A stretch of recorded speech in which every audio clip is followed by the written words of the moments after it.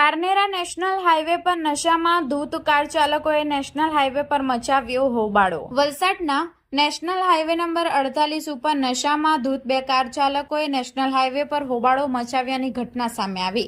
મુંબઈથી સુરત તરફ જઈ રહેલા એક પરિવારની કારને રાજસ્થાન પાર્સિંગની કારમાં સવારી સમયે સાઈડ આપવા બાબતે ગાળો આપી અભદ્ર ચેનચાળા કરી હોવાનો કોલ 112 જનરક્ષક ટીમને મળ્યો હતો। કોલ મળતાની સાથે જ વલસાડ સિટી પોલીસની 112 જનરક્ષક ટીમ તાત્કાલિક નેશનલ હાઈવે પર પહોંચી હતી અને રાજસ્થાન પાર્સિંગની કારને અટકાવી તેમાં સવાર બંને ઈસમોની તપાસ કરી હતી। તપાસ દરમિયાન બંને ઈસમો દારૂના નશામાં હોવાનું સામે આવ્યું હતું। એટલું જ નહીં, કારમાંથી બિયરના કેન પણ મળી આવ્યા હતા। પોલીસની કાર્યવાહી દરમિયાન બંને ઈસમોએ નશાની હાલતમાં નેશનલ હાઈવે પર જ હોબાળો મચાવ્યો હતો, જેના કારણે રાહદારીઓ અને આસપાસના લોકો પણ એકત્ર થઈ ગયા હતા।